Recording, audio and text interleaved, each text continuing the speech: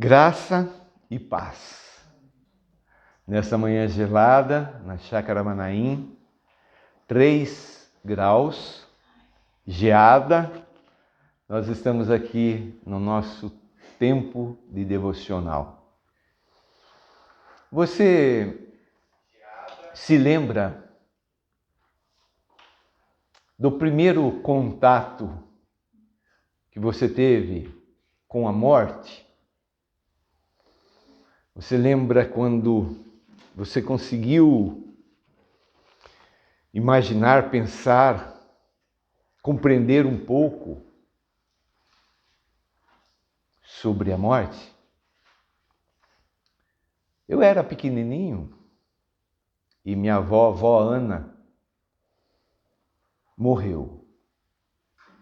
E nós estávamos naquela noite, os familiares, vizinhos, amigos. E eu me lembro que nós, crianças, estávamos brincando, correndo de um lado para o outro, pega-pega, e estava lá o corpo da minha avó no caixão. Naquela época ainda se fazia o velório na própria casa.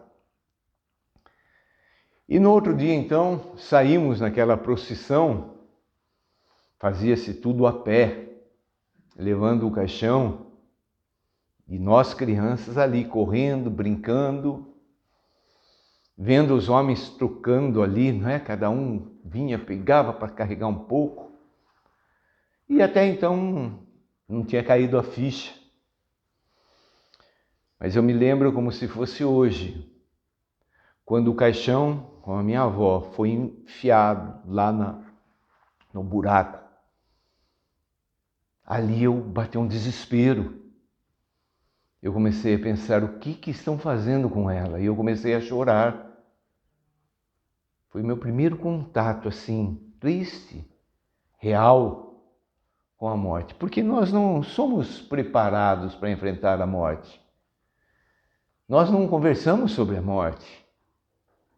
E dizem, né, a frase certeira, que a única coisa que a gente tem absoluta certeza que a gente nasce e a gente vai morrer. Não importa a condição social, racial, nada disso importa. E se pensarmos que daqui a 100 anos, quase que 100% daqueles que estão vivos hoje já estarão mortos. Quando a gente começa a falar de morte, pensar em morte, a gente começa a ficar assustado. Porque nós não fomos criados para morrer. A medicina, ela explica, não é? A nossa célula, ela é programada para se recompor, mudar, morre uma, nasce outra. Mas a medicina não sabe explicar por que morre, por que envelhece. É porque não estava no plano do grande Criador, nosso Deus. O tema da nossa mensagem hoje será o encontro. 2 pontos. Vida e morte. O que acontece quando a morte se depara com a vida? Jesus, logo após socorrer um oficial romano, um centurião romano em Cafarnaum, esse homem demonstrou grande fé. Jesus agora, na história de hoje, ele se compadece de uma viúva da cidade de Naim. Naim era uma cidade bem pequena, cerca de 10 quilômetros ao sul de Nazaré. É uma cidade cerca de 34 quilômetros de Cafarnaum, o lugar onde Jesus, a cidade onde Jesus se estabeleceu para fazer o seu ministério. Neste relato aqui nós vamos ver Jesus, que é a vida, ele é a vida, encontrando-se com um jovem morto. E é interessante ressaltar aqui que Jesus e esse jovem morto, ambos eram filhos únicos. Olha o verso 11 e o verso 12. Em dia subsequente, ou no dia seguinte, dirigia-se Jesus a uma cidade chamada Naim. Nós estamos lendo Lucas, capítulo 7. A história de hoje é do verso 11 ao verso 17. Então, Jesus, ele está indo para a cidade de Naim. E iam com ele, estavam com Jesus ali, os seus discípulos e numerosa multidão. A gente sabe disso, né? Toda a história de Cristo Jesus mostra ele caminhando, os discípulos, apóstolos e a multidão acompanhando. Verso 12. Como se aproximasse da porta da cidade, estavam chegando na entrada da cidade, eis que saía o enterro do filho único de uma viúva, e grande multidão da cidade ia com ela. Então a gente vê um encontro aqui. Jesus entrando na cidade e essa viúva saindo, um funeral. O filho único dessa viúva faleceu. Jesus, filho único do Pai, filho único de Deus até então, ele estava vivo, mas destinado à morte. E o filho único dessa viúva, esse jovem, estava morto, destinado à vida. Então a gente vai ver esse confronto, esse encontro. De um lado Jesus, o pregador de vida, a própria vida, se encontrando com o funeral, com a morte. O que vai acontecer aqui? Nós vamos olhar para a pessoa de Jesus, para que possamos entender um pouquinho quem ele é, o que ele faz, qual o desejo do coração de Jesus. A primeira coisa, nós percebemos que Jesus vê o sofredor. Jesus vê a dor da pessoa. No verso 13, no início, diz: vendo-a, o Senhor viu aquela mulher, aquela viúva, aquela mulher que estava indo enterrar o seu filho. Jesus vê o sofredor. Jesus, ele sabe da dor que está no coração daquela mulher. Não é uma dor qualquer, amados. A gente fala, né, do coração de mãe. Nós homens não entendemos isso. A morte de um jovem já é uma tristeza. Já ouviu a pessoa falar assim? Tinha tudo ainda pela frente. Tinha um futuro maravilhoso. Não é? Se morre um velhinho, a gente já pensa até meio assim, né? Já era a hora, né?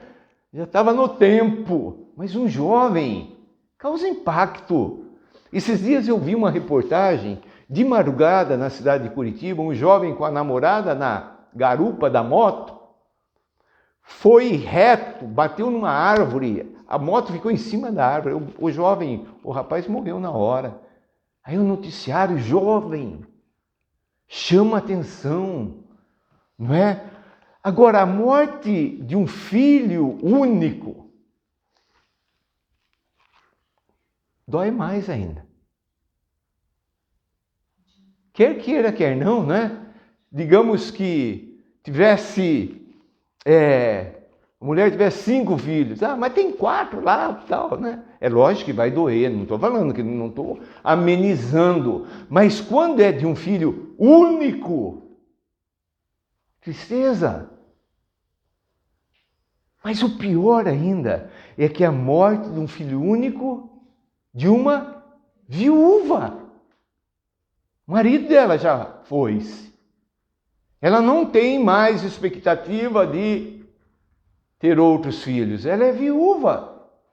Então dá para entender um pouquinho o sofrimento dessa mulher, que certamente em lágrimas, em pranto e posso até dizer em desespero. Jesus vê o sofredor. Jesus não passa ao largo. Olhamos histórias contadas por Jesus, uma delas falando dos religiosos, que ao ver uma pessoa caída, desfalecida ali na beira da estrada, passa ao largo. Jesus não faz assim. Jesus sabe da dor que essa mulher está enfrentando. A segunda coisa que percebemos aqui em Jesus é que Jesus se compadece. Continuando o verso 13.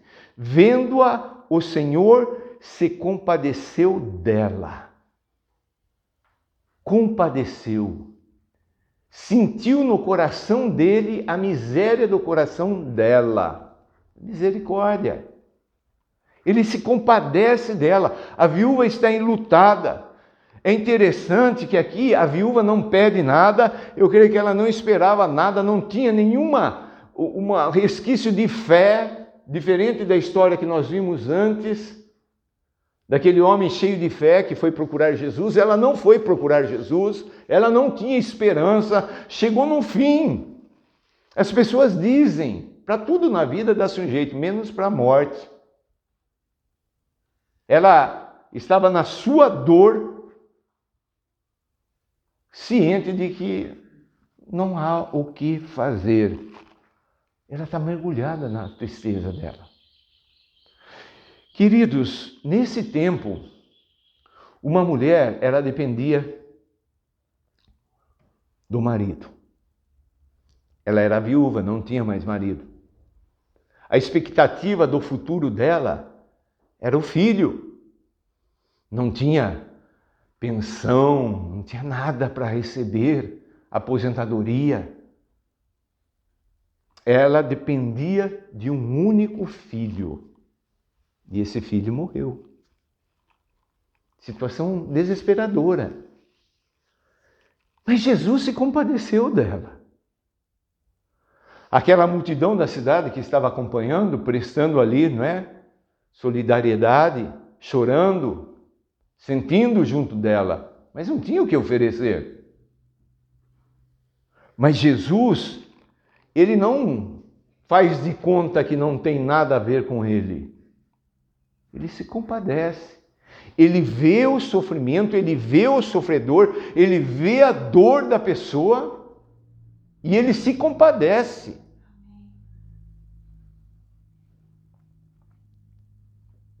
A terceira coisa, Jesus faz o milagre. Coisa tremenda. Porque muitas vezes, amados, nós até podemos, do nosso jeitinho, na nossa limitação, a gente pode até ver, aquela pessoa está sofrendo. A gente pode até se compadecer, mas fazer o quê? Morreu. Ela, viúva, agora perde o filho. Eu sinto aqui no meu coração, mas o que eu vou fazer? Não é assim que a gente faz? Muitas vezes a gente vai até lá, no sepultamento, no funeral, cumprimenta a pessoa com aqueles jargões, meus sentimentos. Muitas vezes nem está sentindo, meus pêsames, nem sabe o que é pêsames. Mas Jesus é diferente. Jesus faz um milagre. E nós vamos ver aqui duas partes bem claras. A primeira coisa dentro do milagre que Jesus fez, a primeira coisa, ele lança a palavra. E você vai ver que absurdo aqui que Jesus faz. Primeiro ele lança a palavra para a viúva. Ali no verso 13, vendo-a, o Senhor Jesus se compadeceu dela, ele disse, não chores. Queridos, funeral é lugar de choro. Você vai lá para uma mulher que perdeu o único filho, viúva, não chores, está de brincadeira. Mas Jesus é diferente. Quando Jesus lança a palavra, ele sabe o que vai acontecer. Ele não fala por, politicamente correto, não. Ele fala porque ele sabe o que está prestes a acontecer. Não chores. E para o morto, o que ele diz para o morto? No verso 14. Chegando-se, tocou o esquife, o caixão, e parando os que o conduziam, disse, olha o que Jesus vai falar, jovem, eu te mando, levanta-te. Para uma mulher que perdeu o filho, Jesus fala para não chorar. Para um jovem que está morto, sendo levado para ser sepultado, Jesus fala, levanta. Não é um absurdo com a nossa mente racional? Jesus, o que o senhor está querendo? Está brincando? Está de brincadeira? Não é assim que o pessoal fala? Que coisa, levanta-te! Esse E o meu Jesus, ele é teu Jesus também? Amém. A gente pode esperar tudo de Jesus. Tudo o que é de bom. Jesus é maravilhoso. Nada para Jesus. Nada bloqueia a ação de Jesus. Nada limita o poder de Jesus. Nada diminui a autoridade de Jesus. Ele é Jesus. Então ele lança a palavra. Viúva, não chore. Morto, levanta. Se parasse aqui a história, a gente ia falar assim, ué, mas por que será que Jesus fez isso? Mas aí, o segundo ponto dentro do milagre, o milagre acontece. Olha o verso 15. Sentou-se o que estivera morto e passou a falar. Jesus mandou ele levantar, ele estava ali estiradão. Ele sentou. E ele passou a falar. É um milagre, não é, amados? Não milagrão. Milagre é milagre, né? Mas aqui não parece que é um milagrão. Né? Não tem o que fazer. Jesus pode. Amém. E ele falou. Ele sentou e começou a falar. A morte, ela é silenciosa. O cara que morreu não fala mais. Mas aqui, o silêncio do morto foi vencido. Ele sentou e começou a falar. E eu fico imaginando a multidão. Será que não teve aqueles que saíram correndo?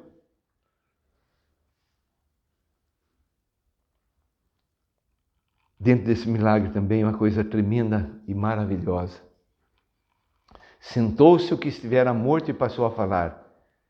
E Jesus o restituiu à sua mãe. Jesus viu o sofrimento daquela mulher, Jesus se compadeceu dela, e agora Jesus, ao fazer o milagre, restitui, dá de volta para aquela mulher, para aquela mãe. O desespero vai embora. O choro da tristeza, da dor, da morte, se torna em choro de alegria, se torna em choro de esperança. Aquela mulher tem o filho restituído, porque Jesus fez o milagre. Diante disso, diante desse milagre maravilhoso, o que aconteceu na sequência? Verso 16, e nós estamos concluindo com o resultado desse milagre. Todos ficaram possuídos de temor e glorificavam a Deus. Toda aquela multidão. Eu creio que tanto do lado do ex-falecido, como do lado dos discípulos que acompanhavam a multidão, que acompanhava Jesus. Todos ficaram possuídos de temor, ficaram com medo. Como pode alguém fazer um morto voltar a viver? E todos glorificavam a Deus. Notem que, como resultado do milagre, Deus recebe a glória. Amém. Hoje em dia a gente vê Deus atuando, mas os homens querendo roubar a glória de Deus. O milagre, a bênção, a provisão, o sustento, tudo tem que levar-nos a glorificar a Deus. Ah, mas eu fiz com a minha própria força. E quem te dá força? É Deus. Então tudo tem que ser revertido em glórias a Deus. E o que eles diziam? Grande profeta se levantou entre nós e Deus visitou o seu povo. Olha a consciência que foi gerada no coração daquele povo. Eles olharam e viram que Deus, na sua misericórdia, estava novamente visitando o seu povo. Um povo que por 400 anos deixou de ouvir, de ver as manifestações do Deus Todo-Poderoso. Agora, na pessoa de Jesus, eles estão reconhecendo que Jesus foi o enviado de Deus. Que coisa tremenda, não é? E Outra coisa como resultado, verso 17.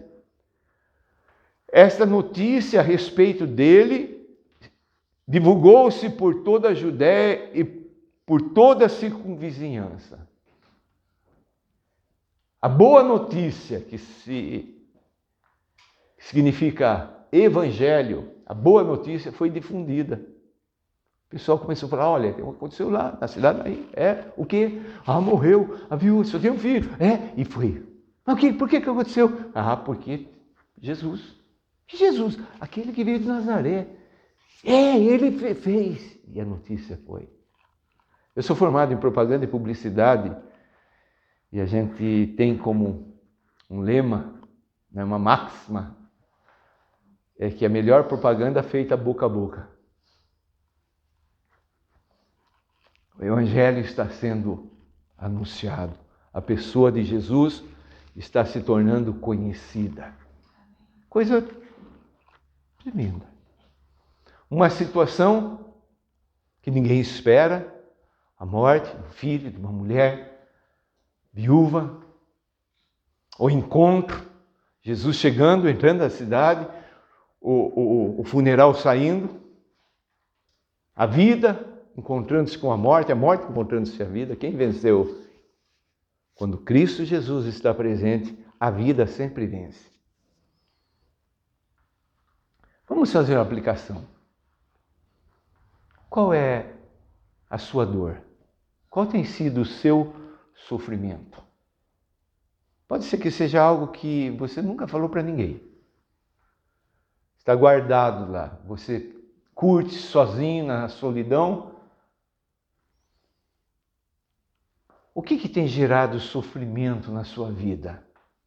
Aquilo que muitas vezes você pensa assim, ninguém sabe o que eu passo. Ninguém conhece a minha dor. Eu quero dizer para você que Jesus está vendo. Ele sabe o que você tem passado. Ele sabe o que você tem sentido. Ele sabe se os teus sonhos estão morrendo, estão sendo sepultados. Ele sabe da tua lágrima, do teu clamor, do teu desespero. Ele conhece tudo. Pode ser uma condição de saúde. Muitos falam assim, não, eu aprendi a conviver com essa dor. Eu aprendi a gerenciar essa enfermidade. E não dão oportunidade para aquele que é autor da vida, o libertador, o curador, o sarador, Jesus, que, conforme Isaías 53 disse, ele tomou sobre si todas as nossas enfermidades. Vamos lutar, vamos crer, mesmo com o tempo passando, não vamos desanimar, vamos continuar crendo. Ainda ontem eu tenho um problema na vista esquerda, ainda ontem eu fechei a direita e fiquei olhando. Eu creio que eu vou ser curado. Amém. Há anos eu peço isso. Eu não desisto, porque eu sei que meu Deus tem poder e Ele sabe da minha limitação. Pode ser que o seu problema seja na área existencial. Você ainda não achou qual é o significado da sua vida. Você ainda não sabe o porquê Deus te criou. Isso gera dor, gera sofrimento, ora uma coisa, ora outra coisa, expectativa daqui, de lá. Pode ser que a tua dor, o teu sofrimento seja na área de relacionamento, na área familiar. Tem pais que estão chorando diariamente porque os filhos estão metidos na droga. Jesus está vendo. E Jesus se compadece de você. Jesus quer cuidar de você. Não se afaste, não fale para ele, não tem mais jeito. Tem sim. Tem jeito, sempre tem jeito. Para Cristo Jesus. Deixe Deus cuidar da tua vida. A gente tem aquela tendência natural, eu vou cuidar, eu vou fazer, eu sei, eu isso, eu aquilo outro. E a gente se frustra. A nossa limitação nos prende, nos amarra. judia da gente, porque a cabeça pensa longe, mas a nossa natureza humana não acompanha. Mas Deus não está limitado a isso. Fala para Ele: Deus, eu tenho áreas da minha vida que estão mortas. Eu já sepultei. Deixa Ele entrar. Deixa Ele lançar uma palavra, mesmo para aquela área que já está cheirando mal. Porque quando Ele fala, as coisas acontecem. Tenha fé, um pouquinho só, e receba o milagre. Receba o milagre. Ah, meu pai falou, minha mãe falou, minha tia falou, a professora falou, a minha história é marcada por isso e por isso que eu sou assim. Comece a ouvir o que Deus tem para dizer, o que Jesus tem para te dizer. Muitos são marcados por você é burro, você não presta, você é isso, você é aquilo, você não tem jeito na vida. Quantas crianças, jovens, adolescentes ouvem diariamente essa palavra e sem se aperceber ficam adultos aprisionados. Começa a ouvir a palavra de Jesus. Eu vim para que tenham vida e tenham vida em abundância. Não se contente com aquela vida de limitação. Fala para Jesus: Jesus, eu ouço a tua palavra e eu recebo a tua palavra e eu quero viver a partir de agora essa vida em abundância. Deus tem um milagre para você. Um só, sim, um só. A cada momento. Aquele que você está precisando hoje. Jesus não tem limitação. Ele não tem uma caderneta escrevendo: ah, você já deu o milagre. Outro da fila. Nós somos como aquele cortejo de morte. Nós estamos caminhando rumo à morte. Quando nós nos encontramos com o autor da vida, com a vida, nós somos renovados, restaurados, revivificados. E aí então, o que a gente faz? A gente faz o que aquele povo fez depois. Primeiro a gente tem que começar a dar glória a Deus. Né? Glória a Deus. Olha o que aconteceu para mim. Louvado seja o nome do Senhor. Esses dias eu estou muito feliz, a minha saúde está ótima.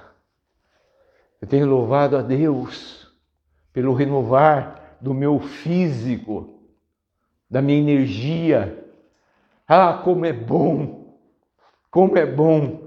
E a gente tem que espalhar essa boa notícia. Deus fez um milagre, Deus está comigo, Deus tem sustentado, Deus...